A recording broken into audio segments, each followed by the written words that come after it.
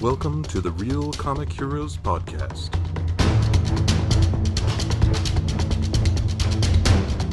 Your adventure into the world of comic book movies starts here. Greetings, citizens, and welcome to another adventure of the Real Comic Heroes Podcast. My name is Travis. And I'm Patrick. And we are going to have some fun today in this quarantine world, which seems kind of appropriate with this movie. Yeah, I've started noticing that more and more as I watch movies. Yeah. I'm like, I can kind of get an idea of what's going on here. Yeah. We Not watched to this extent. I had an upset tummy, but not to the extent that our hero has. You weren't carrying a Alien Queen? No, not this time anyway. You never know. Yeah, it still could be. It's just it's a late bloomer. It's taking a while. Yeah. But yeah, Alien3. Alien Cubed. Yes, not Aliens 3, as I searched for it. And thanks a lot for the cubed part, because I'd see the artwork and couldn't tell that there was a 3 up there. Oh, really? And I was like, wait, what? Where the hell is this movie? Why isn't it around? I've seen that freaking image of the alien's mouth open at her face like a million times. Yeah. This has got to be here. I just never realized it was Alien Cubed. Yeah. So weird. Yeah, I don't know what the choice was there. Yeah, they were just being cute. I saw it in their poster. 3 times the suspense, 3 times the danger, and 3 times the terror. Whoa. Are you sharing taglines already? Well, it's just the reason for that cube, the 3 times 3 times 3 thing. So they were just getting cute with it. And I guess technically that is a tagline. And this movie's not skimping on the taglines. No. They are reusing a lot. Oh, okay.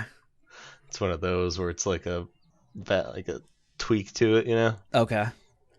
Where it's a lot of the same mumbo jumbo. I see. Yeah. Well, why don't you let us know what the rest of them are?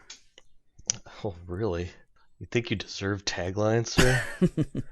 All right. Well, here you go. I'll start with the short ones.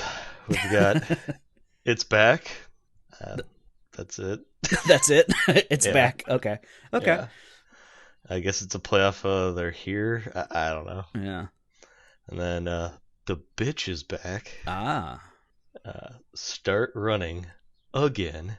The Bitch is Back. Okay. This time it's hiding in the most terrifying place of all.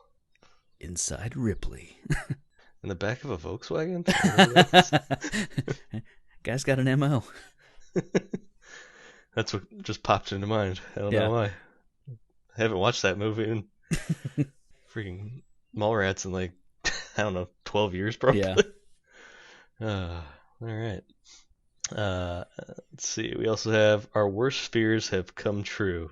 It's Back. By it's, we mean the bitch.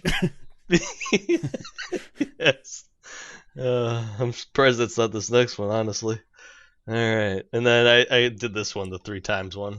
Oh, yeah. But then we have ones that are more like short intros than taglines. Okay. We have, in 1979, it came from within. In 1986, it was gone forever. In 1992, our worst fears have come true. It's back. Yeah, that's a bit wordy.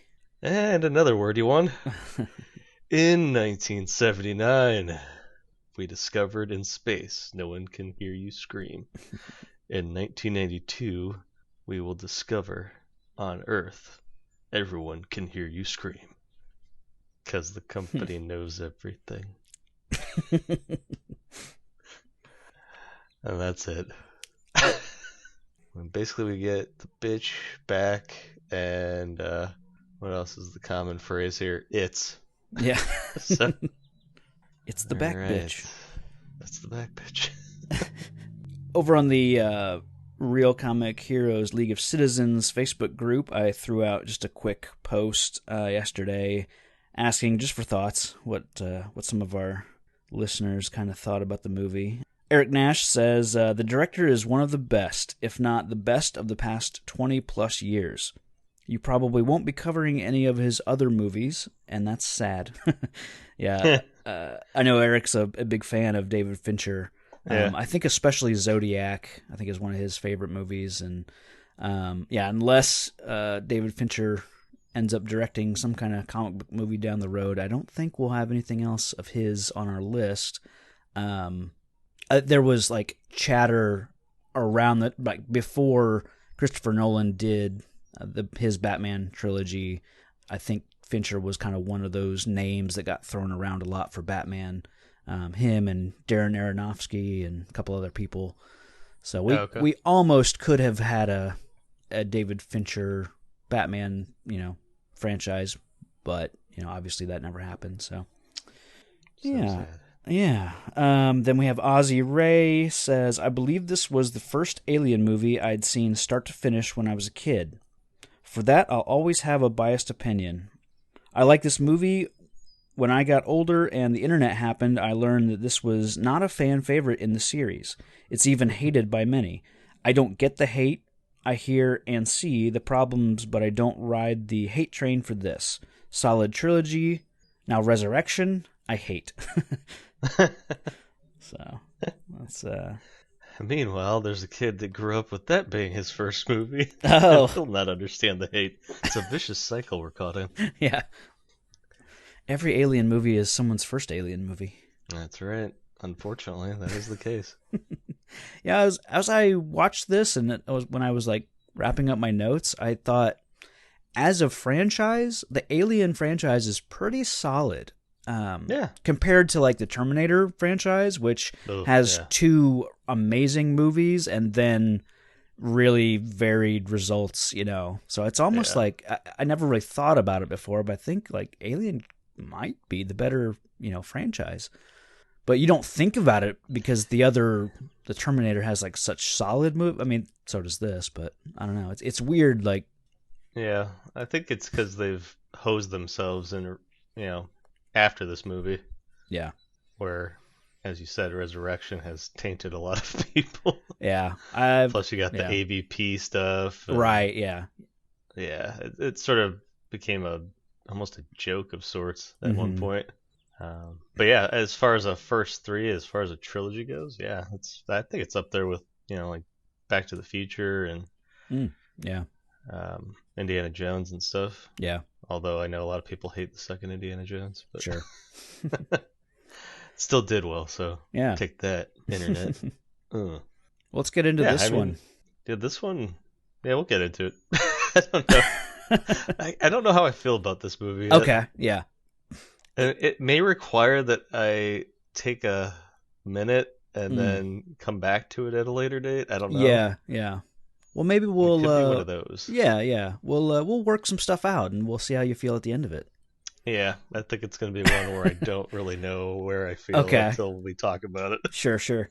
I think that's fair. And I think like as I watched this movie, it's like, does this fit in the Alien franchise? It's kind of odd, but I was entertained and interested, from start to finish. So yeah, I mean, it does a good job of building suspense and I mean, obviously that's easy to do when she crash lands on a prison planet where nobody's seen a woman for years. Yeah. But at the same time, I just didn't connect with really anyone. Okay.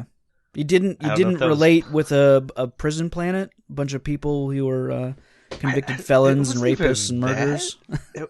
It wasn't even that. It was just I couldn't tell who was who. Yeah, I was gonna say it's a cast of character actors. Generic Englishmen. It looked like. Yeah. It's a lot of that guys. A lot of face. I mean, I kind of wrote down some of them. I mean, I guess the most recognizable is Charles Dance, who we now know is Tywin Lannister. Yeah. At the time, I mean, when did Last Action Hero come out? Maybe a year or two before or after this. Yeah, it was So real close to it. He was yeah. in that, but then you have Ralph Brown, who I know as Rick Ole from the Phantom Menace. He's like the Queen's ship pilot who's known for like the whole planet is one big city, and he's just Mr. Exposition. He's just, I'm going to tell you facts. I'm flying a ship. So that's Ralph Brown, and he's Del from Wayne's World 2. The crazy roadie. Yeah. Machine gun nestles will be placed to either side of the stage, here and here. Now these babies tend to heat up, so shoot in 3-second bursts. Wow, you got that on lock. Yeah. So like that's Ralph Brown. You've got the first guy that gets killed. His name's Murphy. He's played by Christopher Fairbank, who is in Batman, in the '89 Batman. He's the guy at the beginning who says, "Who are you?" And he says, "I'm Batman," and like he's the first guy that he kind of roughs up. Yeah. And he comes like he's in Guardians of the Galaxy. He's like the blue guy with some weird eyebrows who initially at the shop. Yeah. Same guy. So okay. Yeah, I can see that now you said it. Yeah. And then you get like other people kind of come in towards the later part of the movie as like, the guy that tries to rape Ripley is I think he's kind of a Fincher guy. He's in Fight Club. I think he might be in Zodiac. I'm not sure, but like, so there's just so many characters in this that are just character actors. So yeah, I totally am with you when it's like, okay, who's this guy? Well, that and they're all bald and white. Yeah. Have a similar kind of look to them. Yeah.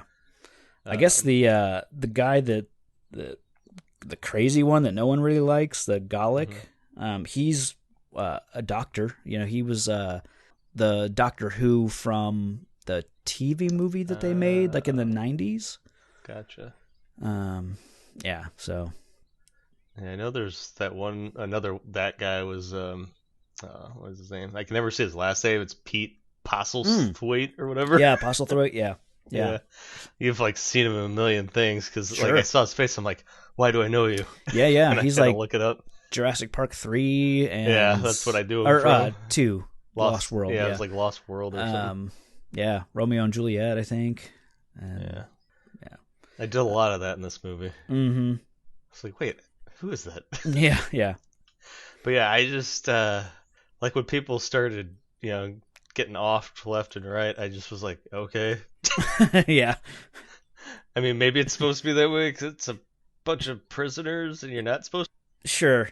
And I think they say at one point it's 25 or 26 prisoners plus the 2 custodians, and it's so there's enough people so that you can kill someone, and it's kind of like I don't know who that was, but then as they get down to the kind of bare bones, it's like, okay, now we have faces to go with these deaths, But, I didn't really start noticing until those 2 ran into each other in the hallway of how many times have I seen this hallway, or are they just recycling footage area? Yeah. So I don't know. That was part of my problem. I just didn't know what to feel about all this. Okay. Well, let's start at the beginning. I think with the biggest. I think the thing that gets this movie the bad rap is of course, Aliens is so beloved and a character like the whole journey that Ripley and Newt go on, they survive, they get to the end, they make it, and then this one kills off Hicks and Newt in I guess the opening credits, along with just a kind of a short sequence, not a montage, but some quick cuts and stuff like that. And so you have, I think some people feel like this movie shits on the end of Aliens, and how do you feel about the way this one starts?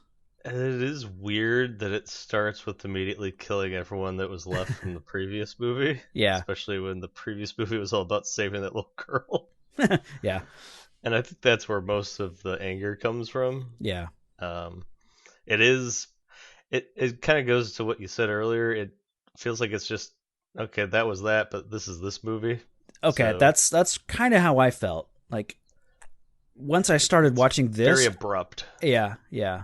I think I was just like I'm not super attached to the characters, I guess, from Aliens. So I'm okay that this one starts, you know, essentially with a clean slate of okay, let's take let's kill everyone else and we'll make sure Ripley survives. And so I really didn't. It didn't bother me, I guess. Yeah, it didn't bug me either. Yeah, But if you're a huge yeah. fan, I I was a could see. little surprised at the visuals because I think in my head, I guess we didn't really talk about our history with this movie. Oh, In my yeah. head, this one starts with her, escape pod or whatever, getting rescued by another ship out in space, and then everyone thought she killed everybody and then sentenced her to a prison planet. You know, Yeah. so for me, it was jarring to have like vague notions of like, okay, they're showing a body here, and then they say approximately a female body, approximately 10 years old, deceased, like, and but so it's like the imagery that they're showing is more horrific than I think who it actually is. Um, I think it's a bold way to start a movie. So, um, Yeah. I yeah, mean, it was very confusing because it was so chaotic. yeah, Um, and I think it did itself some injustice by showing the face hugger on a face, and then it's obviously a grown person's face and not a kid's face. So it's like, okay, that leaves Ripley. oh yeah, like, like it's obviously not the robot guy. yeah, It's not the kid. Who else is it? right. So it's like that whole reveal of like it being in her. I'm like, I figured that out like 2 seconds into the movie. Oh, okay, yeah. It was very. I thought it was a stupid idea. Oh, like yeah, yeah. I just. That's why I'm so like annoyed by this Okay, movie at first because it basically reveals itself 5 seconds in. okay. I guess I didn't put that together. I didn't think about it. Like it just, I saw it and then I moved on. Like I think I probably would have thought, oh, okay, it's attached to Hicks, and then because I always forget that one egg equals one face hugger equals Hmm. one, alien. Like I Yeah, always forget that they basically attach to lay one an and egg then in they there. fall off and die.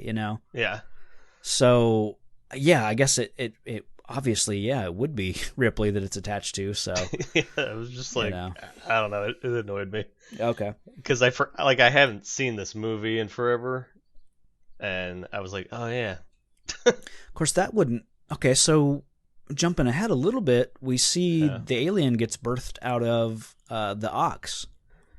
So there must have been a second egg and a second face hugger. Yeah, there was one that was in the ship still, remember? Yeah, they When show the one egg, because and so there how was is one that was attached to a face already, like before right? the pod Yeah, yeah. launched. So that one spent its, you know, Oh, egg okay. because it was already latched on to. Well, now that we know it's Ripley's Yeah, face, it showed like a X-ray or something yeah, when the pod was scanning, and then yeah, when it launched, the rescue mission had another face hugger hanging out in the support beams or whatever. yeah. Okay.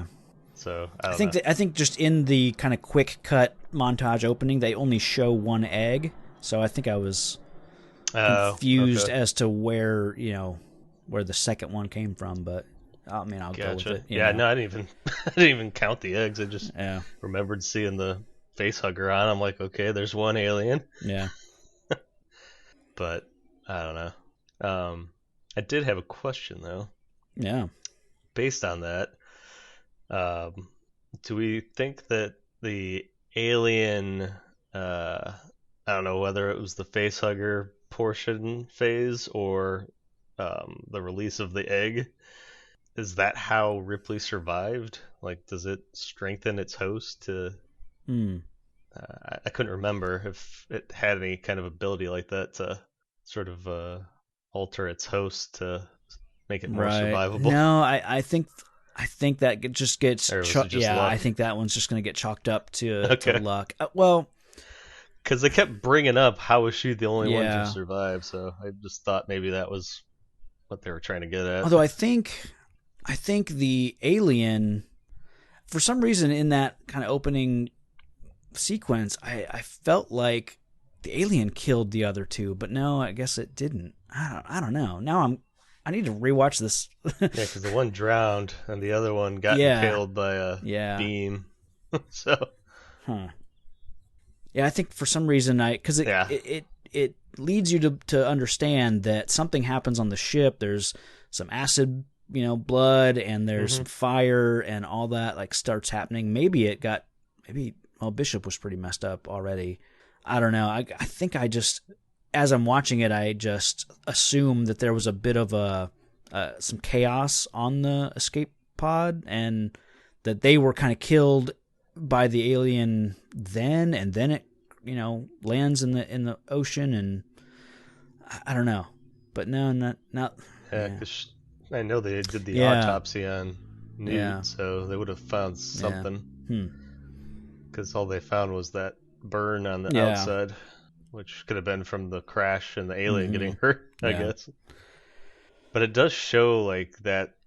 Does it have acid spit too? No, when it's like all drooling and stuff, like no, that's not acidic. It's just the acid blood. I'm trying to figure out why that acid hit the panel to begin with to start the electrical fire. Yeah, no, now that I'm thinking about it like this, I don't understand, because unless the face hugger that was on Ripley somehow bled. I mean, I don't know that the face huggers have acid blood, but yeah, I think because there's no real alien on the ship, right? Yet, right? Yeah, that's what I'm kind of realizing, I guess. For some reason, I keep thinking that there's an alien on board that messes shit up and causes them to crash. But well, Bishop's head says that there was an alien on board, but does that necessarily mean it's a full-fledged one? Oh, and maybe just an egg. Okay. Yeah, I don't know. Yeah, I think with one viewing, it's. That's what I'm saying. Like I gotta figure this thing out. Like it left me because I think it's easy enough to go with when you're watching it, but then by the end of the movie, it's like, wait, how many aliens and eggs and facehugger? Like, yeah, I'm not sure. Let's jump to the I guess the autopsy scene. Yeah, I was kind of curious. Like, it was a weird scene, obviously, for everything going on. Yeah. But, like, she's checking, like, the inside of her mouth and, like, basically for signs that an alien was on there, and she doesn't check herself, or does it even leave a mark? Well, I think she starts to become aware of it, because at one point she says that her throat is sore, which I think is a sign of, it implanting, basically going down the throat. Shot an egg down there. Yeah, yeah. So I think that's why she was checking that on Newt, I guess. Yeah. It's a nice moody scene that totally works, and I like the stuff between her and Charles Dance's Clemens. Oh, Clemens, the doctor. Yeah, I like those two together. Yeah, a lot, and I didn't quite get the whole secretiveness of her. I noted that a few times. Like I get right away. I get her being. Sure. She doesn't necessarily want to explain everything because it's hard to believe, and she's going to sound crazy. And because she doesn't have any real solid proof at this point. I guess she knows that there's some acid burn on the outside of that. Whatever you call it, the capsule, yeah. So it's like that's a big red flag in my opinion. It is, yeah. But it's still is it enough to say, okay, the last two situations I've been in, one of these things tore through my ship, and then I was on a planet with a bunch of these things, and it killed everybody, and I'm the only survivor, and that's a lot to throw on someone without any more proof, Sure. So I get like let's keep it secretive at the start. As it goes on, I started to question that a lot more.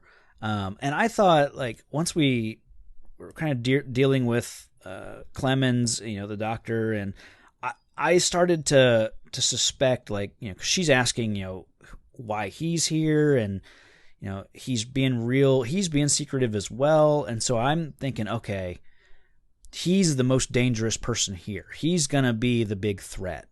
So that's kind of how I went into this movie, and I think they kind of want you to feel that way a little bit, because you do find out he is or was a prisoner. So I kind of at this point was going into this kind of into the second act with thinking, okay, he's going to become the big threat. See, I wasn't sure if that was just my own bias, knowing him from the Lannister tales. Sure. Well, because he is a unique character in that he's secretive. He's definitely got a shady past. Yeah, chose to be on this planet. Yeah. So there are the. I noted them as I think Act 2 kind of starts with the Three Stooges going into the tunnels to do maintenance. And these are, I guess at this point Murphy has died. He got sucked in. He got sucked into a fan. So he's like the first kill, and I do. We jumped over it. I love when the scene where they throw Newt and Hicks into the furnace, and it's this funeral, and at the same time you have the birth of the alien that comes out of the ox. Yeah. Like, that whole sequence was really great. That was brutal. Yeah. Dog chest burster thing. Yeah. So definitely didn't want to get too far without mentioning that, but it was perfect timing with Dylan's eulogy of sorts. Mm-hmm. Yeah, talking about rebirth and all that. Yeah, and I don't know, for some reason, I thought of their funeral as Spock's funeral. Oh, okay. And his body's sent off into the void. Yeah, I don't know why. But it was a really good scene. Yeah. The movie's got a bunch of those. It does, yeah. Because at this point, I had paused it, or I stopped watching it, because I started watching it yesterday morning, and this is about the time I stopped watching it. I went downstairs, had breakfast, and I was going to come back to it later. So when I paused it, it was like, okay, an hour of this movie has flown by, and nothing's happened. Kind of nothing's happened, but I have enjoyed the scenes. They've been good. Like, somehow it took an hour, but like I said, to me it flew by. And then when I came back to it later, I watched a bit more of it, and then at a certain point I paused it to go do something and realized I still have another hour of it left. And I was like, geez, what are they, what alien's been contained, and so we'll get to that, but it's like it at a certain point it's like it's a long movie. Yeah. Well, I feel like they could have cut like a half hour of watching people run around the hallways. Yeah, there's a lot of that. While they're trying to trap it in the chamber. Yeah. I was just over it. Right. It wasn't suspenseful. It wasn't fun. It was just irritating after a while. Yeah, and this is about the point where, like I said, those three guys go into the tunnels and they get killed, or at least two of them get killed, and then we're left with the crazy one, Gallic, and that's when I think at the same time Ripley is going to get the bishop out of the trash, or a quarter bishop.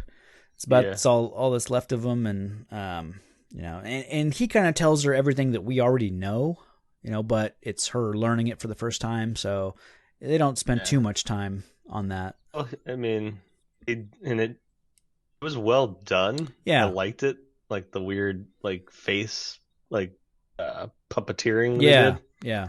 and even the vocal noise.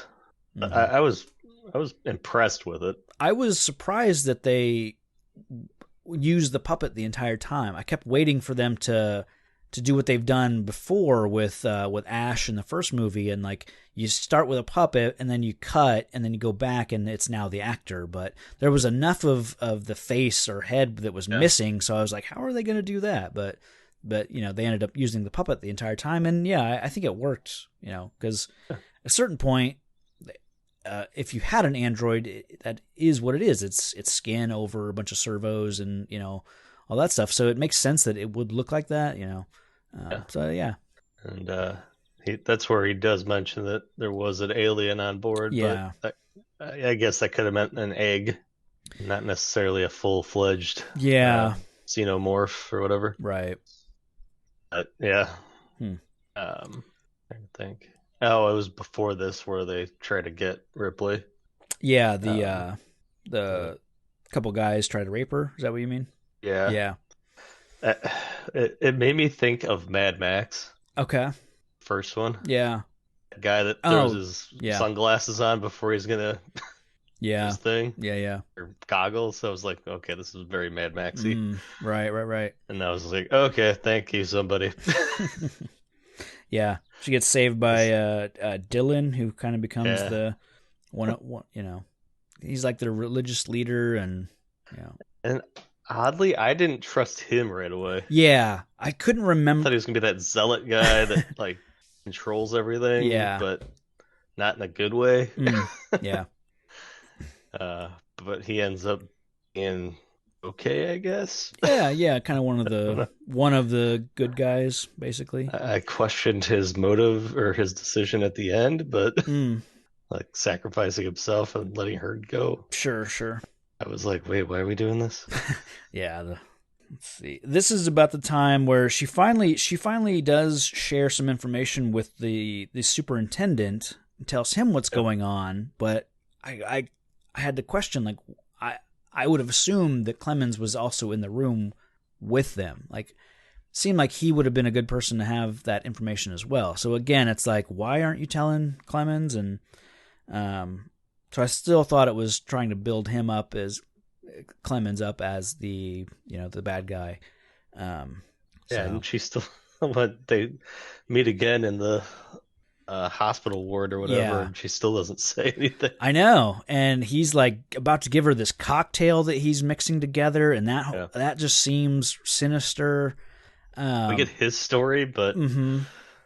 it's like I guess that it leads to the good job it did of the sudden end For to him, Clemens, yeah, it was because you're like, oh, okay. a total surprise for me that Clemens gets killed, and like, yeah, I mean, I didn't see it coming. They do it real well. I mean, you have Gallic, who is in a straitjacket kind of near them, and he's just blabbering on and raving about a dragon, and from his Did like that. yeah, yeah. From his like POV, we see we get subtle hints that the alien is now like in the room with them. Like it comes down on top of a bed, so he sees the weight of the bed move down, and then I think he sees like its feet kind of show up behind Clemens and Ripley, and then just suddenly it's just on Clemens and squeezes his head, and we have it does the thing where it punches the hole inside the top of his head Yeah. and takes his body right up into the Hmm. I guess air vents, and then they're gone. Which yeah, so again, just a total surprise for me. So that was I like that. That was nice. It's weird because that was like the one character we had to connect to. Yeah, yeah, Everyone else, you're just like, okay, right. this guy's really into his religion. This is a typical warden that won't listen to anybody and just wants to keep things going. Yeah. And then a bunch of alsos. Hmm. It'd be like if you killed Hicks in the second movie, Yeah. it basically in the second act. So Yeah. um Because after that point, I'm like, all right. yeah. Yeah, and Okay. so And that's when you get that classic, you mentioned it earlier, the image of Ripley kind of hiding kind of in the corner, and then the alien just comes up right next to her and does the open mouth thing, and just a classic image that, whether you've seen the movie or not, you definitely know that image. Yeah. And that's what, if you didn't already know, that should let you know that there's probably an alien inside of her. Yeah. I may not know it's a queen, but Right. there's no other reason for the alien to leave her alone. Yeah. And it's not too long before, like, they're doing another one of these group assembly kind of things where the warden he calls it rumor control, which kind of like that. Yeah. And he's just gathering everybody to get everyone on the same page, and then he gets killed. And so I like that it gets everyone on the same page. Like, I really like that. I noticed that when we watched The Thing, everyone finds out about the thing, like, about the same time. Like, it makes its presence known and everyone knows the threat. So it's not a typical movie like a Nightmare on Elm Street or whatever, or a Halloween, or one where it's a slasher, but only people only find out right before they die or whatever. So, I mean, that's what it was at first. And yeah. You get this eureka moment, I like to call it. Oh, okay. Where everyone's like, Yeah. I did like the little racquetball that dropped down. Yeah. He had it in his hand the whole time. Yeah, that was good. A nice little touch. Yeah. In case you didn't know which one this was. Oh, yeah. I think I felt the worst for 85. Oh, yeah. Because that was his man. Yeah. He was mentor. he was a nice, like, he was a toady, alongside the warden the entire time, like, repeating what he says. But not your typical one. Yeah. We learned that he's mentally challenged. A little bit. His nickname is 85 because that's his IQ. Yeah, that's pretty bad. Yeah. Although he can read pretty well. Sure. So we do find out he can operate that scanner and read words. So he's got. Yeah, he's not. Well, yeah, I don't want to be insensitive, but he's just not a smart. He's the Fredo Corleone of the group. There you go. Not smart like everyone else. What was it? Tropic Thunder, where he goes. Yeah. And full. Full. Yeah. He's not full. Yeah. That's how we'll put it. Okay. Tropic Thunder, the most politically incorrect movie. Oh man. Of all time. Yeah. Oh God, it's amazing that was a major studio release. It only could have only worked like in that time. It could not have been made today. I know it's playing on right, things, exactly. But still, that's the joke, and so crazy. Oh man, yeah.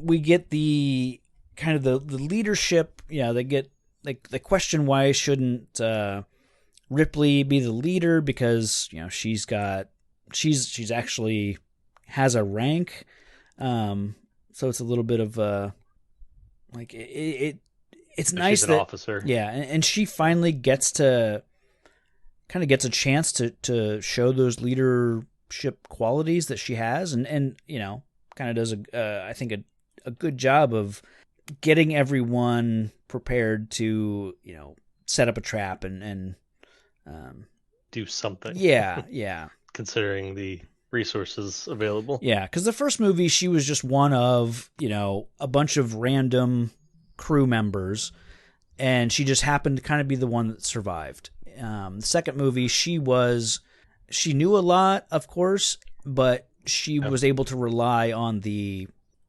military expertise of the team that was with her. Everyone thought she was just kind of nuts. Yeah. And then they took her seriously, and then she did kind of take for sure charge. Yeah. When stuff hit the fan, but yeah. And this one, it's nice. All her on this one. Yeah. So I like that.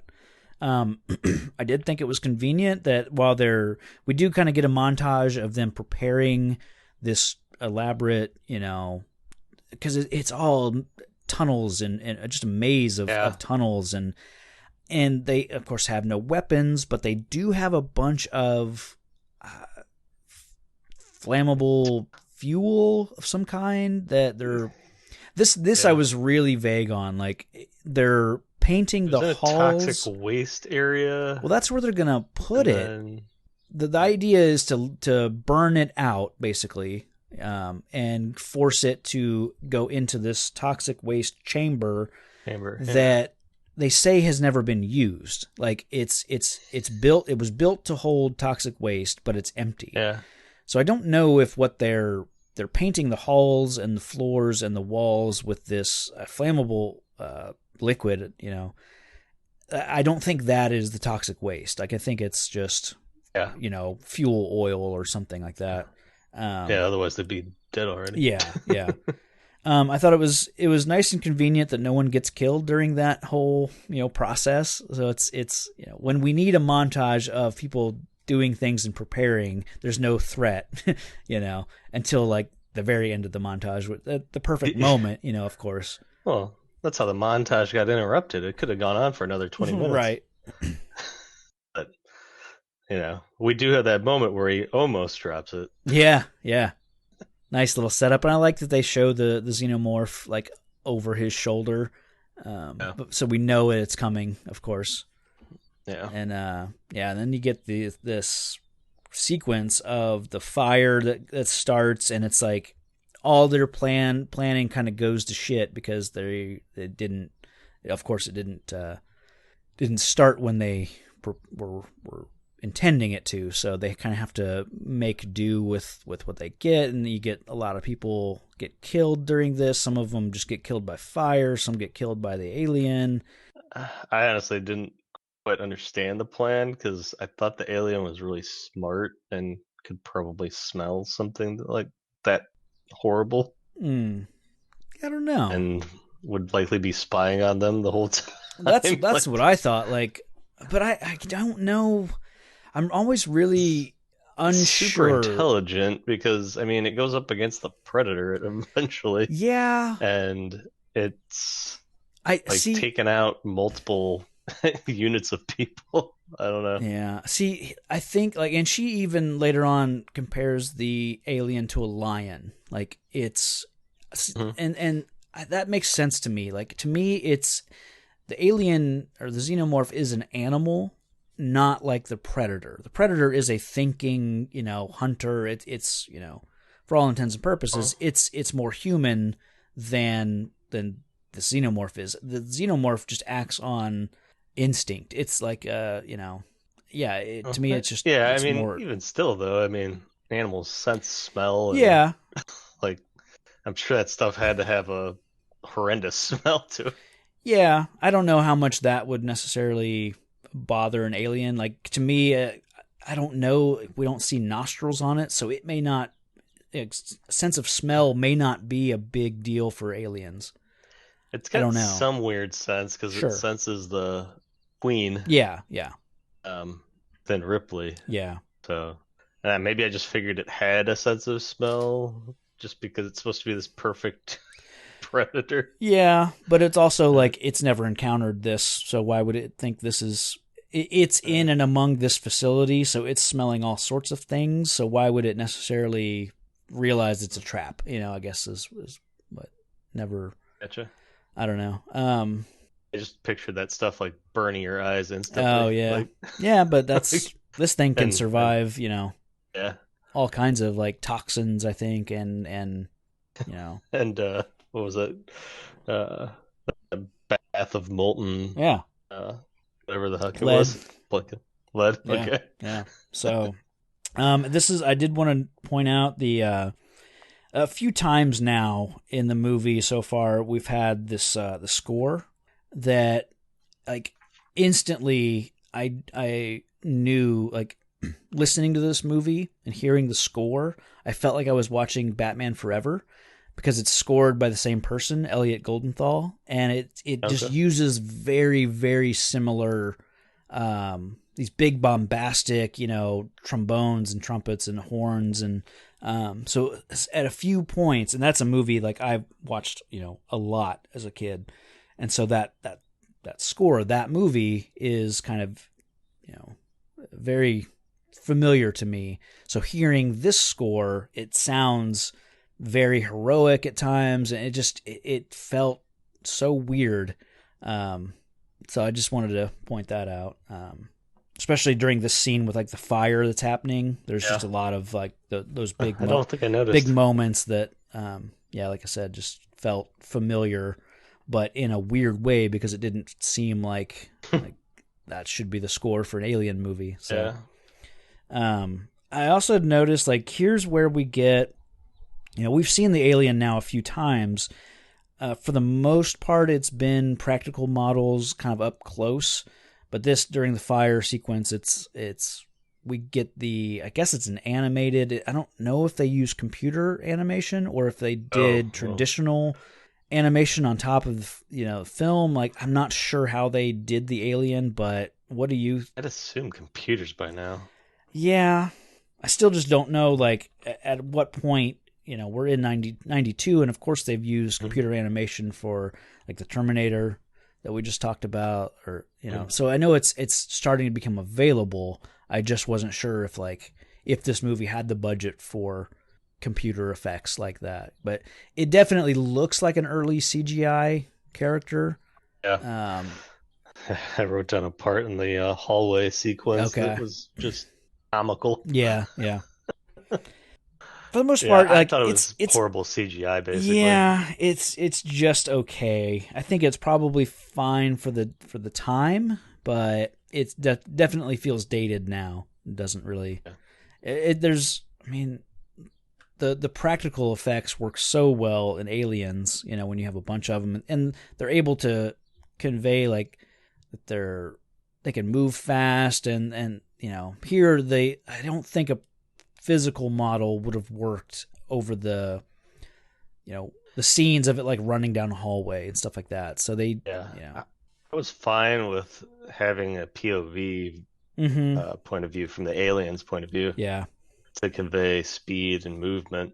Like, it's worked before, it makes sense, but then when you see it, you're like, oh, yeah. It's just, I don't know. Pick one. Yeah, basically. Yeah. Because most of it is point of view of the alien, right, like running through places, and then all of a sudden you're, third person point of view, and you're like, ugh, go back. Yeah. But we are getting to my favorite scene. Okay. And that is Dylan's speech. Oh, sure.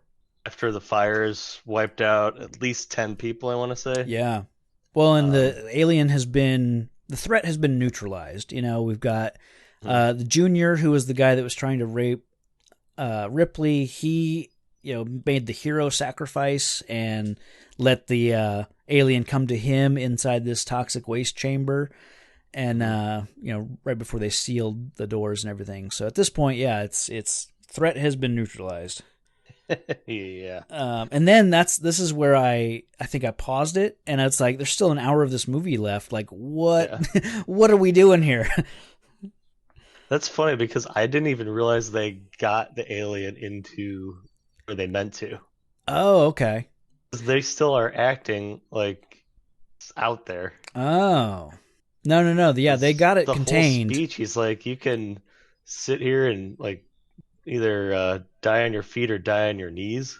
So I thought that the alien was still out and about. No, well, you're kind of right, because I don't know. I think you might have gotten sucked into this movie or fell asleep, because after this, I likely got sucked into it. After this is where it seems like the threat's neutralized, and then they start to play up the Gallic starts to become like the crazy serial killer on the loose, and like it. You also have the stuff where this is where Ripley finds out she's the carrying the alien queen child, and so you get Dylan's speech, I think, at the end of Act 2, and once Gallic has released the alien again.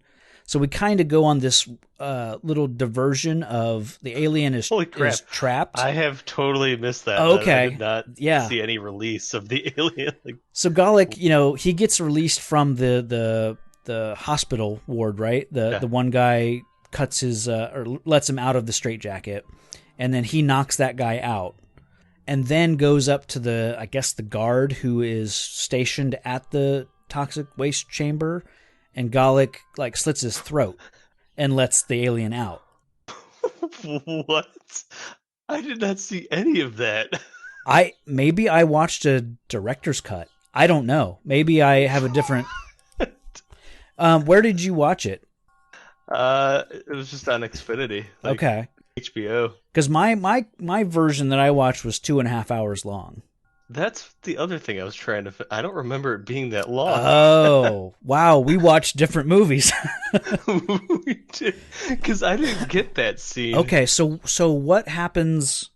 The fire happens, and do they trap the alien? No, I didn't remember getting trapped. And he gives a speech like it made sense because the alien was still out and nobody wanted to do anything, and 85 was still trying to get the people to show up because they could take care of it. Okay. So then when does Ripley do the medical scan? I'm trying to remember. It's because in my version it's before it is before Dylan's speech. Yes. Okay. It's before Dylan's speech. It's not too far after the fire sequence. Okay, so your version, they do the preparation for the trap, and then everything goes to shit. The fire happens, a bunch of people die, and then they kind of regroup, and the alien's still out there as a threat. Yeah, after the fire thing, I think is when she goes to get the scan. Okay, and then when they get back, I think there's some discussion with her in 85 about the people coming. Yeah. And then it goes to Dylan's speech, I think. Wow. Is how I remember it. That's so weird. I mean, it's so weird because in my version, there's no alien threat at this point. Because once it's trapped, then they're free to, she can go get the medical scan. 85 is also like coordinating with the people that are coming to rescue. And there's, at this point, like I said, there's no threat.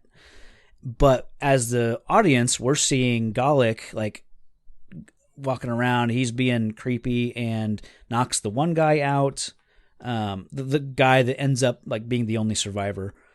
He knocks him out and then goes and like I said, slits the throat of the guy on guard at the toxic waste thing.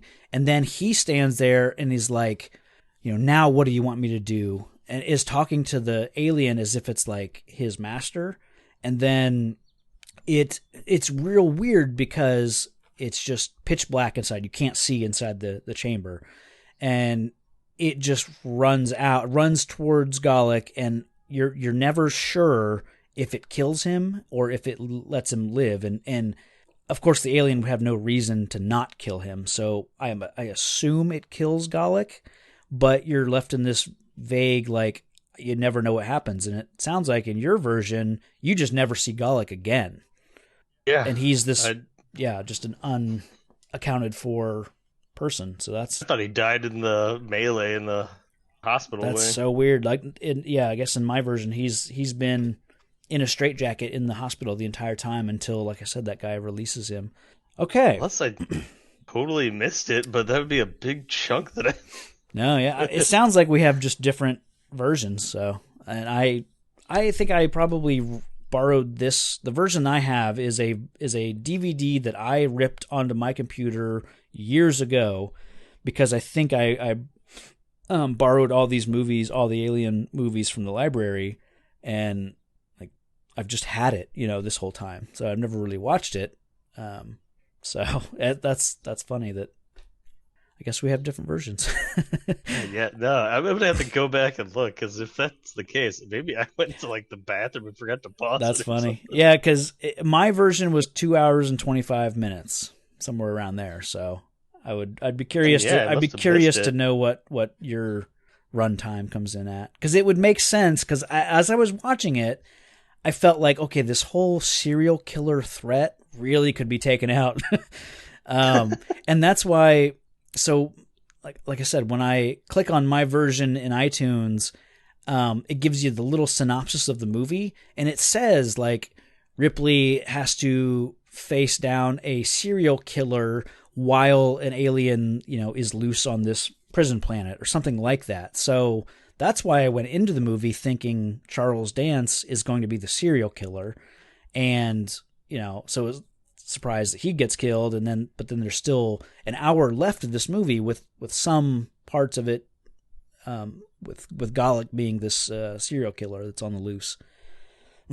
But I mean, I guess That is... yeah, that's funny. If I missed that, I am pissed, because that totally confused me. That's funny. Yeah. So Ripley as Alien Queen host is, I think, a fantastic concept that I'm glad they did. Since Aliens had introduced the Alien Queen, and it's like, okay, now that the Alien Queen has been killed, I like that there's like an evolutionary switch that gets flipped, and somehow in their biology, it's like, okay, we need a new queen. So I like that it's like, had she just been implanted with a chest burster, she should have been dead, way sooner. And so I like that because it's a queen, it's a queen growing inside of her. Like maybe it doesn't burst out of the chest. Like it needs more of an incubation time. So that's why she starts to feel bad and she has these symptoms. And like I like that it takes time specifically because it's a queen that she has inside of her, not just a random, chest burster alien. So okay, yeah, I mean that makes sense, because isn't the thing like gigantic? Well, yeah, eventually. So it probably takes a little longer to. Yeah, yeah. And she knows, like, when this thing's enough. ready to come out, it's going to kill her. Probably because and it can just lay eggs. Oh yeah, on its own. Yeah, like any kind of like queen, like I think these alien queens are supposed to be like wasps or bees or okay. ants, where they have workers and drones that bring them, food and everything like that, and they take care of the eggs. And its job is just to lay there and Gotcha. pump out eggs. And I don't know if maybe the other aliens come by and fertilize them, or something like that. But yeah, eventually if it were to hatch out of her, yeah, it would grow to become this. It probably would start out like the alien that's running around this facility. Like it would start killing people and then eventually would make a nest for itself and start to, I don't know, morph into the big, hind section and all that stuff. And I don't know. She can only create eggs, but they still need a host to. Yeah, morph. She can produce eggs that have face huggers. And then the face huggers have to until something showed up that they could. Exactly. Yeah. Okay. That's what I was trying to figure out. Like, I don't know with the other one was necessary at all. Right. With the time restraints that they've given us, like we know that the corporation is sending people. Like I don't think it could have hatched and grown in the time that it would take to produce eggs and all that stuff before those people showed up. Like basically, sure. Yeah, that would happen further down the road, I think. Because that section is in the version I saw. I must have hit skip or something. Oh, really? Okay. Yeah, because I just saw him knock somebody out after getting out of his straitjacket. Yeah. I was like, I do not remember seeing that. That's so funny. I must have hit a skip button when I sat down. Or okay. Something. So basically, that makes a bit more sense of what. Yeah. It was so confusing. Oh, that's embarrassing. Yeah, I thought wow, that's interesting that we watched different versions. Ironically, it doesn't change a whole lot. Yeah. Because it's really it could have been cut out. Yeah, I think of everything in this movie, the serial killer, and it's not a long running plot, but it doesn't necessarily need to be here. Quick. But yeah. I don't know, it's 10 minutes of the movie. Yeah. It's not much. That's funny. There's a great line, and it's actually Ripley's line right before Dylan starts his speech. And it's, she says, you're a bunch of lifers who found God at the ass end of space. And I just really like that. Kind of talking about how the company's coming and they could care less. Yeah, they don't care about you. So, Yeah. yeah, I did like Dylan's hero speech. And they're basically setting themselves up for another trap, sequence. Yeah. And basically, I think that's when Act 3 starts. And it's so long. It's a long sequence with this trap section, and it's real. I guess I understand that there's one main shaft where there's this big piston that's just going to move forward, so it's going to push anything in its way out towards the molten lead, I guess, into the furnace. Lead form thing. Yeah. Yeah. And so there's all these tunnels that get branch off of this main shaft, and everyone is like positioned by a doorway. And yeah, there's so much going on here. There are so many ways for it to travel that it just is the stupidest. Yeah, idea this ever. I found a little bit, little too much to. It's convoluted. Yeah, I mean, I wrote that down too. Shut off the areas you don't need. Take one path right away. Yeah. Why do you have to run around for ages? And at one point, I thought I was watching like Benny Hill. Like it kept dipping in and out of doorways and showing up somewhere else. Yeah. Like kept waiting for like yakety sax to be playing. Well, even one guy, I think it's the Pete Postlethwaite doorway where he shuts the door right in time, and then it shows up behind him. Like, so I guess it goes up into maybe an air shaft, which has not been a factor at this point. Yeah, so then and gets behind him. Yeah, so I don't know. It builds pretty good tension, and of course, we have to eliminate a lot more bodies, and at the same time, you have the company is getting closer and closer, and they're like probably about to land at this point, and their goal is to take the alien, of course, because that was their goal in the second movie. I mean, of course, we know that they're going to be a threat. Expedite it once they get the scan. Yeah, they realize it's a queen. Mm-hmm. They're probably like, "Oh, we gotta get there now." Fuck yeah, we have unlimited babies. Yeah. It confused me because I thought they were going to do what ended up working, which is use Ripley as bait. And kind of like, I don't know if whether it's making her scream or whatever to have the alien come because it's the queen. Yeah. I thought they were going to use her as bait. Well, I think kind of are. Right. But I don't know. I thought that was the whole point of using it to their advantage, but got all muddled. Yeah, because I don't think that she could have been used as typical bait because it's not coming for her. No. It doesn't want to kill her.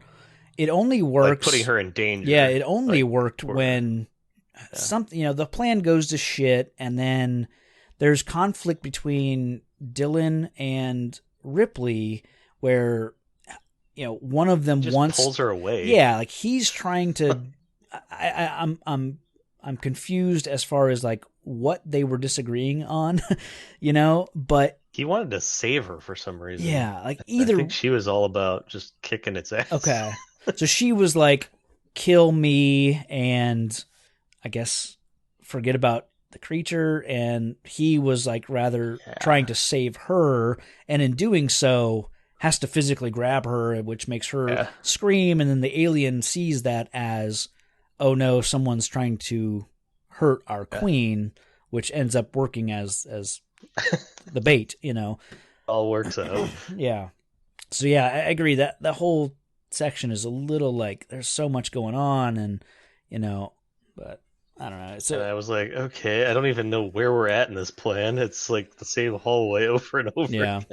But eventually they get to where they need to be, and then of course the hot lead gets dumped, and Dylan at this point has sacrificed himself, and is kind of, I mean, as he's being like torn apart by the alien, he's also like taunting it, and But I guess they both get It's like, that's all you got? yeah. So, then they both get doused with the hot lead was a cool thing, especially like having just done Terminator 2 and it ends up in a steel mill and there's hot lead and there's the part where the T-1000 gets frozen because of the liquid nitrogen and then it gets like blasted apart. So this ending kind of also worked pretty well in that way. Very similar. Yeah. And I like that they kind of foreshadow this a little bit with much earlier in the movie. Well, I guess in the first attempt to trap the alien with the fire, they show that bucket that has been like superheated, and then once the water gets on it, it just like cracks. So I like that. I mean, it's a little ridiculous that the alien is able to survive the molten lead, but it does, and then they use cold water to actually kill it. I like the. I honestly thought it was gonna like crack off its outer shell, be all, and you were gonna get like this grotesque, like a lobster. Just, yeah, that'd be funny. But no, it just went to the core of it and just super heated and just exploded. Yeah.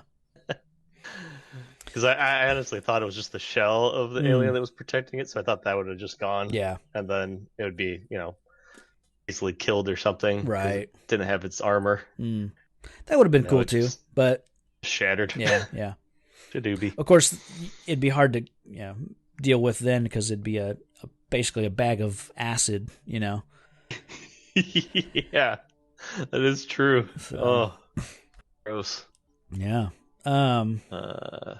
We get a reunion. Sure do. The little Bishop creator. Yeah.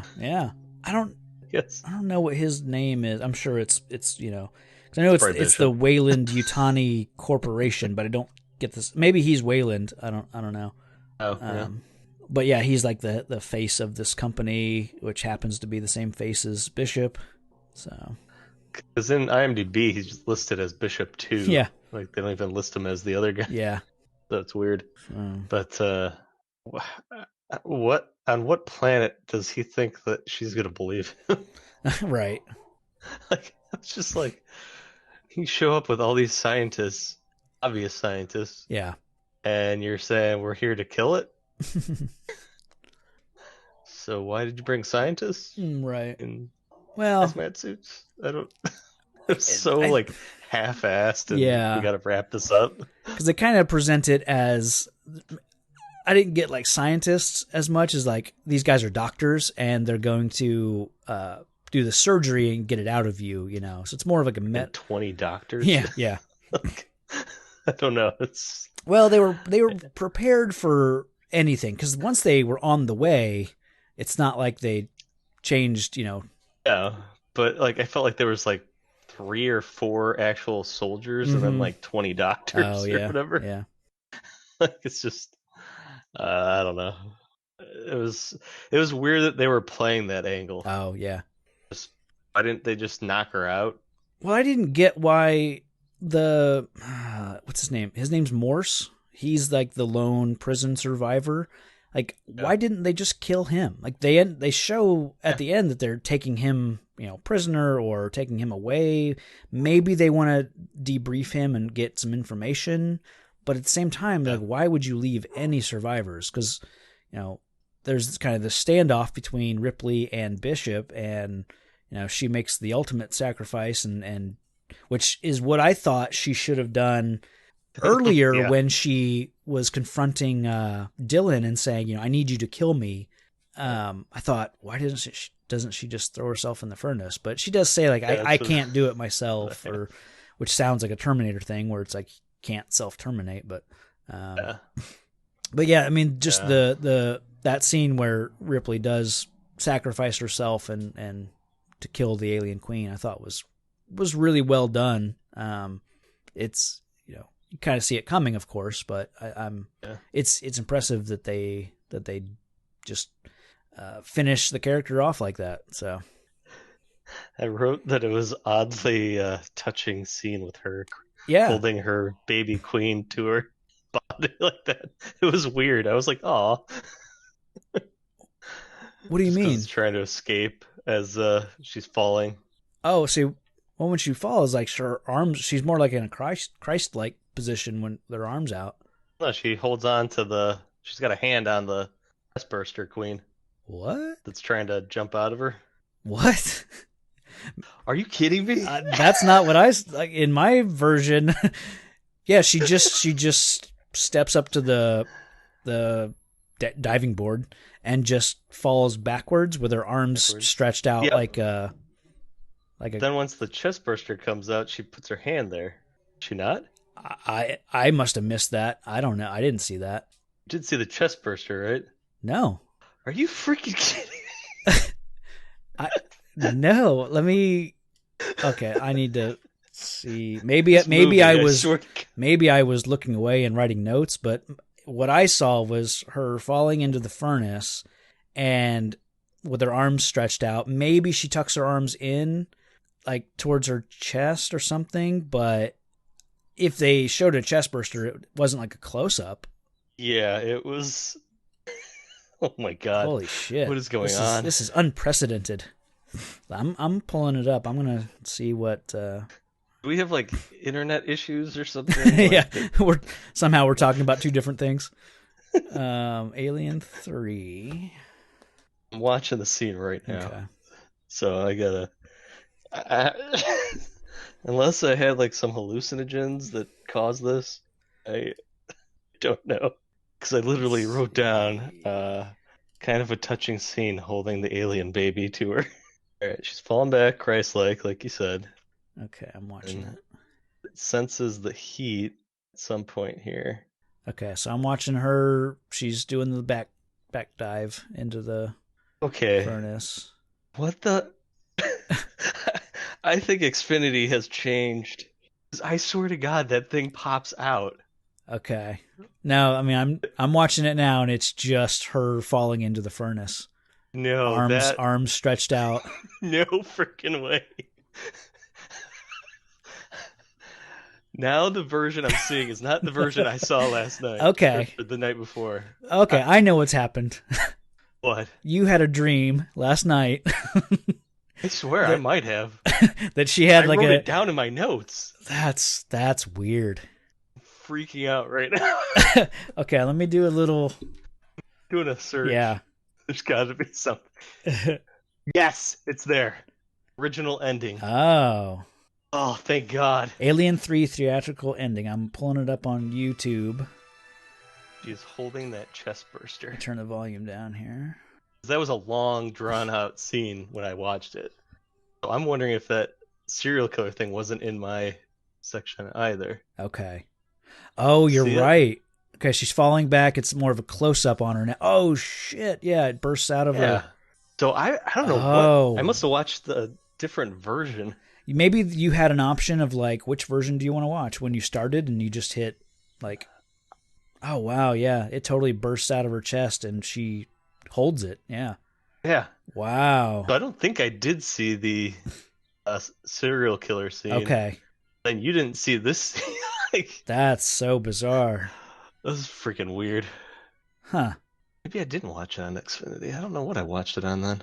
That's right. It was the HBO cut, so it's probably not what I'm looking at on my phone. Okay. Oh, that's why it wasn't on there. When you checked earlier, you checked a different source. I just went to Xfinity and thought that was the one, but HBO's doing like a watch-a-thon thing. Sure. So it's whatever's on HBO is what I saw. Gotcha. Okay. So, okay. That's the scene I'm talking about where she holds the queen to her chest because it tried to jump out. Weird. Yeah, I definitely didn't have that touching scene, so I don't know which version. Well, I guess you had the theatrical version. Yeah. Which would make sense that it wouldn't have a section about a serial killer plot that didn't really go anywhere. And you'd have I guess, just a slightly different ending. I mean, Do you see there's an assembly cut? I don't know if that's a different... That's probably what they call one of the... that might be the version I had. I don't know. I used to it being called something like that. I wonder Usually it's like director's cut, not assembly Yeah, cut. Alien 3. This is a first in Yeah, our history here of trying to debunk a. yeah, like convinced that we were both like, what version did you watch? Like, you just fell asleep. And man. Okay, yeah. Alien 3, comparing assembly cut to the theatrical. The 30-minute longer assembly cut brings Alien 3 closer to David Fincher's original version. So, yeah, sounds like Mysterious Gallic. Sounds like I had 30 more minutes of movie. That's because Gallic's reduced to just a few scenes in the version I saw. Okay. Yep, he was left out of the theatrical edit. Thought the inmate's ill-fated gambit didn't add much to the plot. Yep. That's funny. That's why. Oh, jeez. So you watched the assembly cut, and I watched the theatrical. Yeah. And I remember it being theatrical when I picked it. Yeah, okay. Because mine wasn't as long as yours. Gotcha. Oh, man. Mystery solved. Yeah. That's pretty awesome. So we ended up watching completely different movies, and I think that might be why I'm a bit more about it than you, maybe. Okay. I don't know. But yeah. Then my overall ending the way you saw it. Yeah, so my overall thoughts are going to be completely different, I think, than yours because, I mean, the end saved it for me. I thought that was awesome. Yeah. I mean, in mine, she just falls back in, I saw it. Okay. I watched it because I thought I was losing my mind. Yeah. So, well, let's do most heroic and most villainous, and we'll start with most villainous. This planet, these people, they are nothing to me. You were made to be ruled. The universe is power. You unstoppable power. Come to me, son of Jor-El. Kneel before Zod. And I am that force. I am that power. In the end, you will always kneel. Kneel before your master. Most villainous is making me hallucinate and think I didn't watch something. Yeah. So, Travis, you get it today. No, I'm just kidding. Villainous, I guess. I don't know. The person I hated the most was that dude that tried to rape her in the trash area, whatever. Yeah. It's hard with these because it's an alien. Yeah. And we had the same problem before. I think we picked like a person, a character usually or something. Yeah. Like in Aliens, it's probably Paul Reiser. I think is probably the villain. Sure. Yeah. Yeah. Here, I mean, I definitely get that with the guy that tried to rape her, and even like in my version, I thought about Gallic like releasing the alien, but ultimately, I was like at the end of the movie, Bishop shows up, and she's right. They just want to take the alien to make bioweapons and all that stuff. So he feels more of the villain of this movie, even though he only shows up at the very, last 5 minutes of the movie. But so that's what I went with. And I was thinking, why would the company send humans and not just cyborgs? If they know how this thing operates. Yeah. Because they should know the track record's not great on their company. Right. Containing this thing. Maybe. So they send a bunch of scientists and a couple soldiers. Like, it seemed like poor planning. Human hubris, thinking that we have enough. Unless they were, I don't know. They could. It's hard to tell. Like, are androids are they rare and like a really expensive like commodity? Would they have a team of androids at their disposal, or is it like? We only ever see like one at a time, so.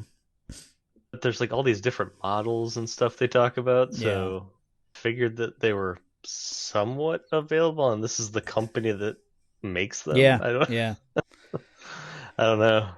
Just something that popped in my head when they were landing. I'm like, wait, why don't they just send over a bunch of these bishops? Yeah. That'd be kind of terrifying. Basically, they wouldn't be good hosts, so they wouldn't really be of any. They might get killed, but they wouldn't be like a stronger. Yeah. And I don't know. Yeah. What did the humans bring to the table other than lunch? Yeah. Like, I don't know. Yeah. Just weird to me. But yeah, I mean, he's the obvious villain. Yeah. I mean, yeah. He's basically just a second shy from twirling a mustache if he had one. Mm-hmm. How about most heroic? I believe there's a hero in all of us I just finally know what I have to do. that keeps us honest, I'm here to fight for truth and justice in the American way. gives us strength, You will give the people of Earth an ideal to strive towards. makes us noble. And I know in my heart that it's right. And there's the obvious with, the fall back into the Yeah. furnace. But aside from that, you could say Dylan, although I Yeah. didn't agree with it. I was like, let her stay. Like, why Yeah. are we saving her? Yeah. I mean, I didn't get why he was trying to save her, essentially. Sure. Yeah. It was a heroic moment. He kind of said maybe it's in my version and you don't get the line that he says he wants to keep her alive because he figures killing her it doesn't do him any good to kill her until the alien's dead. Like he promises to kill her once the alien's dead, but not before. I did get that part. Okay. So I guess he just figures First it, then you. yeah, like I can still use you, 2 hands are better than one, that sort of thing. Like Yeah, but that would have done both at the same time. yeah. Like, boom, boom. Right.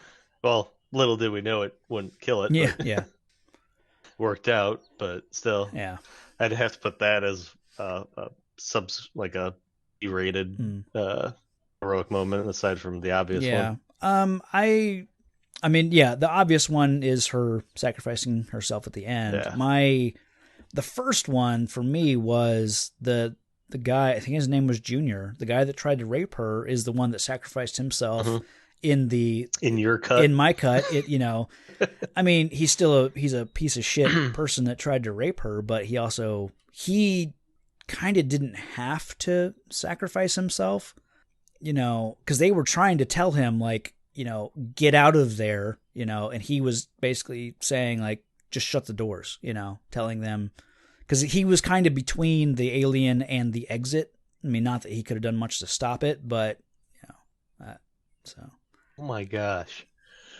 I gotta get off that website because we watched completely different movies. Yeah. When you kept saying alien bursts out of ox.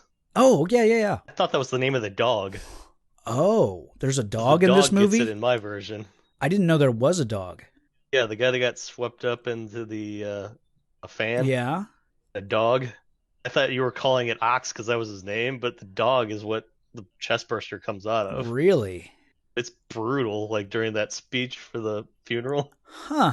Okay, so in my version, God, they have like livestock and stuff. Yeah, they have a team of ox that they use to pull in the crashed spaceship that Ripley comes in, and yeah, it's like they just say, "Oh, one of these ox just keeled over and died," and then they hang it up in the meat locker because they're gonna use it for food, and while it's like hanging there, and the funeral for Newt and Hicks is happening, it just bursts out of its chest or whatever.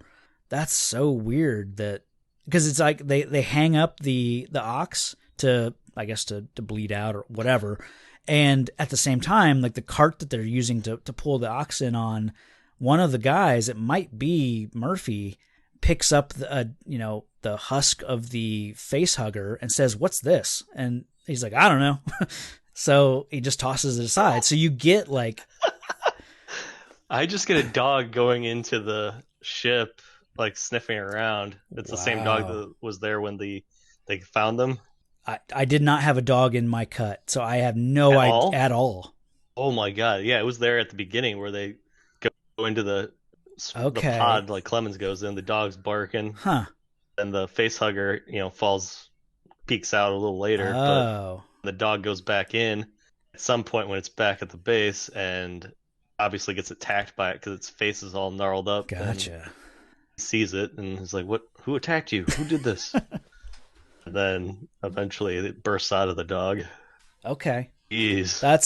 That's so funny that That's why I was like, man, I thought this would affect you a lot more. Because it was brutal to watch. And I've heard people reference this movie and saying, "Oh, it has the dog alien," and I just thought, like, I guess because that's why she says I've never seen one like this before. Because in a few sequences you see the alien like kind of running on all fours, and I thought, well, it did come out of an ox, so. And I know that it happened that the alien tends to take on traits of its host. Yeah. So I get that. That's hilarious. I mean, either way, it still would run around on all fours. But I didn't This is like the most fundamentally different versioning I've heard of. It's so weird that they would take... This completely changes the movie. Yeah. You have an extra character, and it also talks about like other character development that I missed out on. Yeah. So no wonder I felt like I didn't know who was who and why I even cared. Wow. I watched the other version. Because it was all like just quick cuts and people died, and I was like, okay, whatever. Man. That's hilarious. Oh, man. Yeah, now I got to read this Den of Geek article. Yeah. So I can do me a favor. Find out what version you watched. Do me a favor and send that to me. I definitely want to read that too, and I'll share it when this episode goes up. Cause this is the most batshit crazy episode. Oh my god! Yeah, it's called Alien3, comparing the assembly cut to the theatrical cut, and it basically goes beat for beat what we're confused about. Gotcha. Okay, we're talking. Okay. That's funny. Well, why don't we guess stop confusing ourselves, and we'll just do our overall thoughts and rating. And now I'm wondering if you even got that shot of the face hugger like on the X-ray.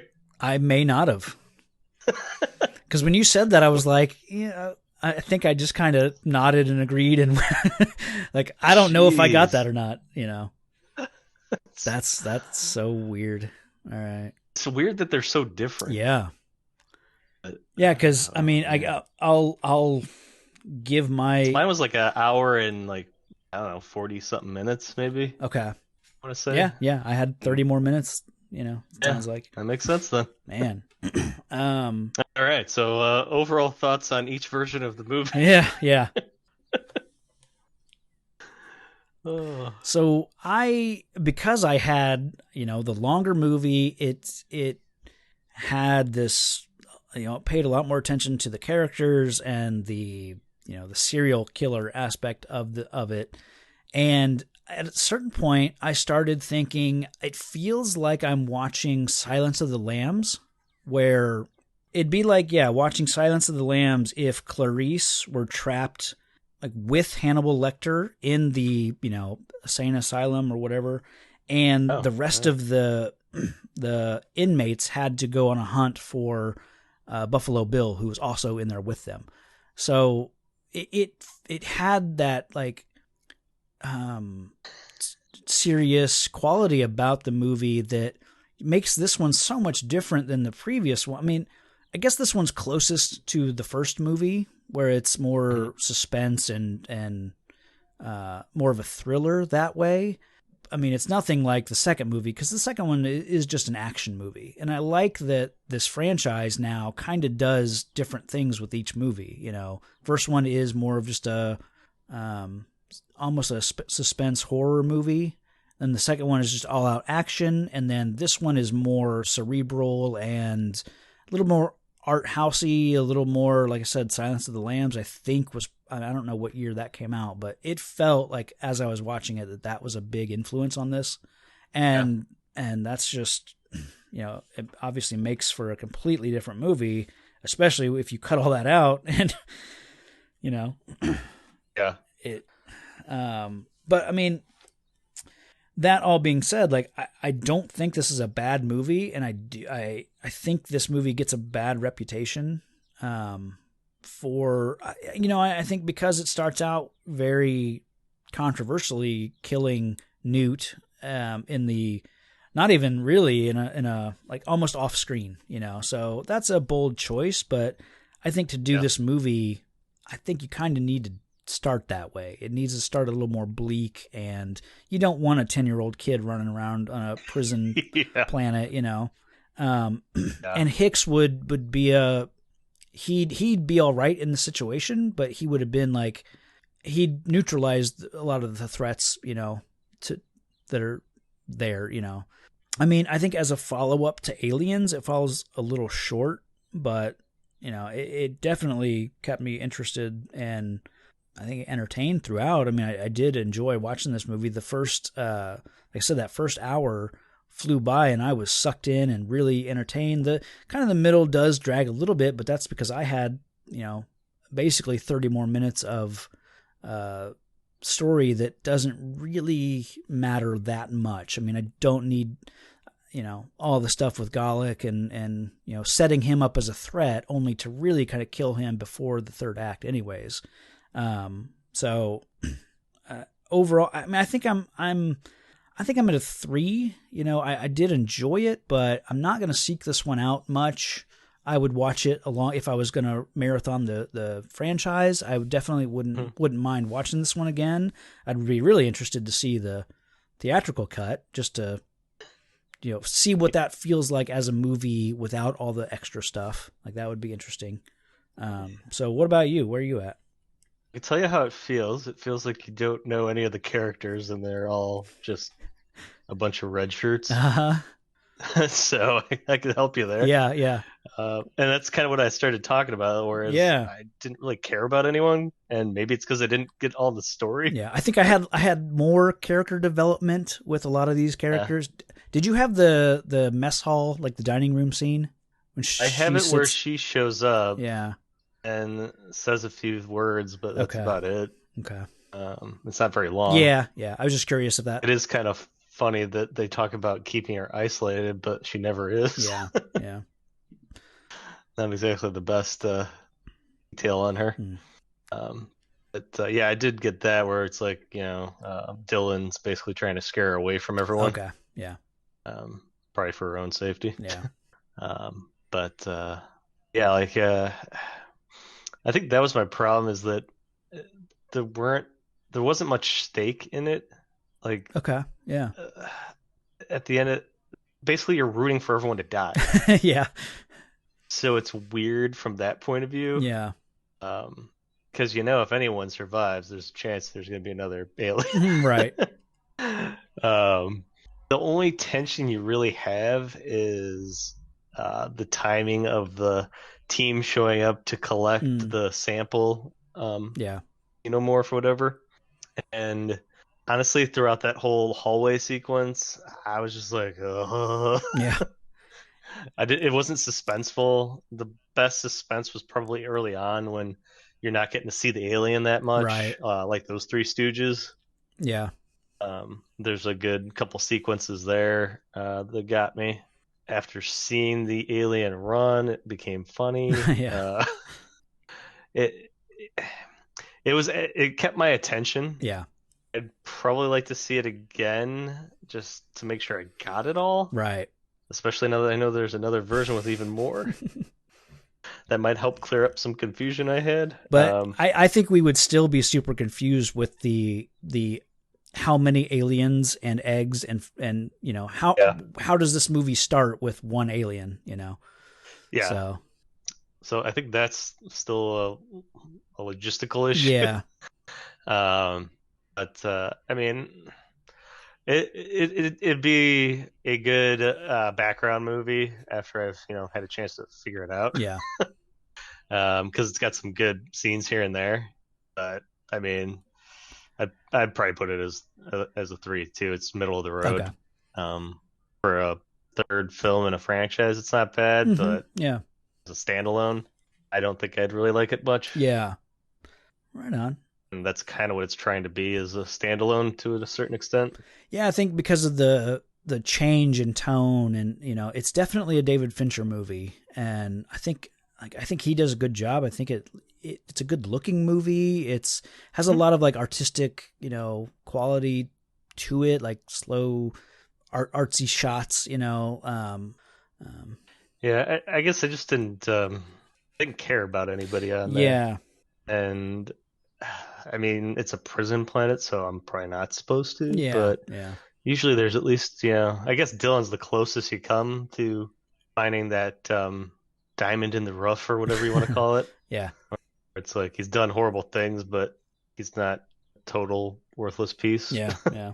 But yeah, it's going from saving a child to then a prison planet. It's a big shift. Yeah. Where you're like behind this whole like save the kid that's been holed up in here for God knows how long, to you're joining a bunch of rapists, child molesters, and murderers. Yeah. And then the main hero wants to commit suicide. Like, Yeah. I don't know. It's weird. I'll have to watch it again to maybe see if I've missed something, but yeah, I'm gonna have to go 3. Okay. So I think that's totally fair.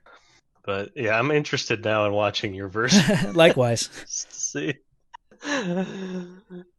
That's funny that we ended up watching different. And I think yeah, that's I always almost go to the happened a few theatrical times. version. I just didn't Yeah. have an option, because I didn't know that I mean, maybe at the time I knew that I had borrowed the assembly cut, but yeah, I didn't know that there were 2 versions to begin with, so that's funny. Yeah. Well, I don't really have anything else to say about Alien 3. I'll be interested to go into Alien Resurrection whenever that pops up, because I've seen that one once. I don't remember having strong feelings one way or the other about it, so. It's been a while. Yeah. I honestly couldn't tell you. I mean, this one even, it's been a while, so. Yeah. I guess next movie, I guess, will be Back to Your Boy, Bats. Oh, Batman Returns. For sure. Danny DeVito and Michelle Pfeiffer.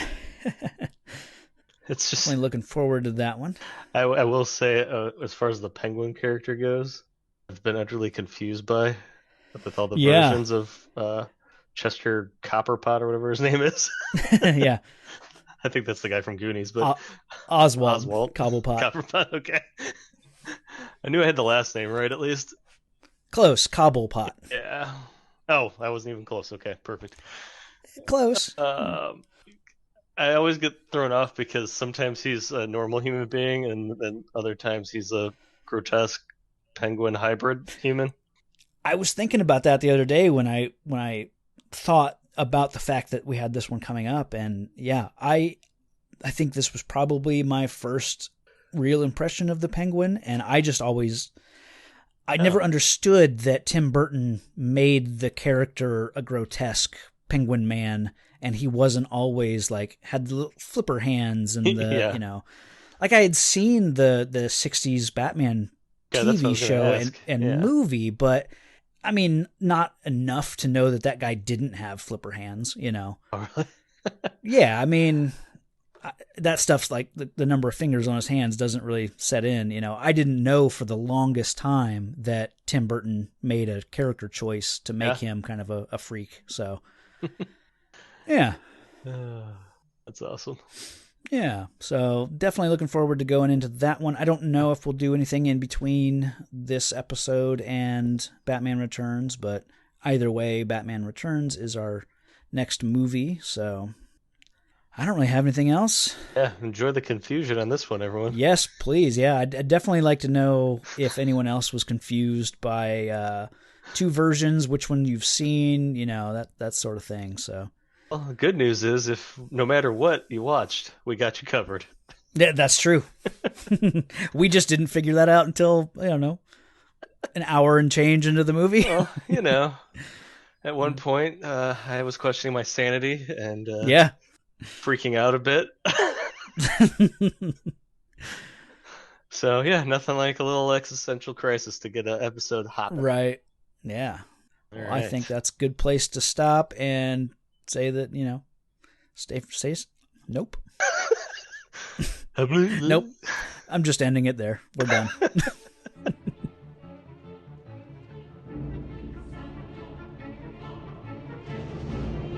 I've been down here too long.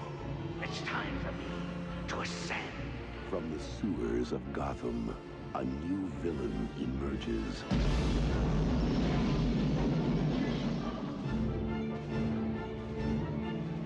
You didn't invite me, so I crashed! From the rooftops of Gotham, the perfect enemy comes to life. I am Catwoman. Hear me roar. Yeah.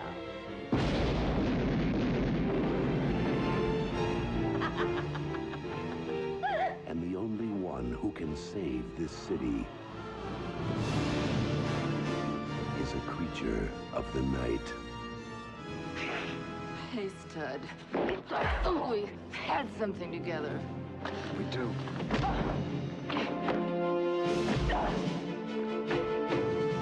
While she craves a romance she can sink her claws into,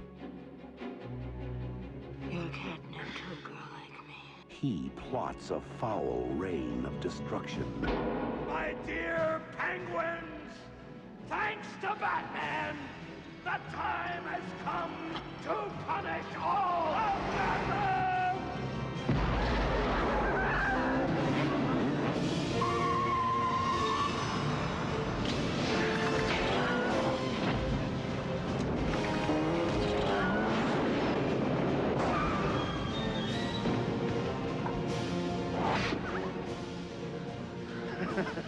You missed.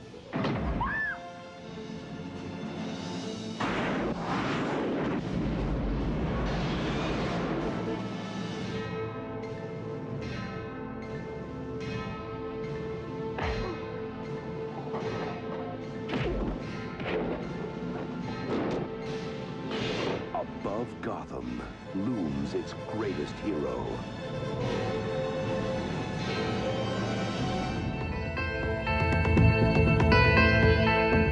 Thanks for listening to the podcast. Find the show on Facebook and Twitter at Real Comic Heroes. All music and audio are the property of their respective creators.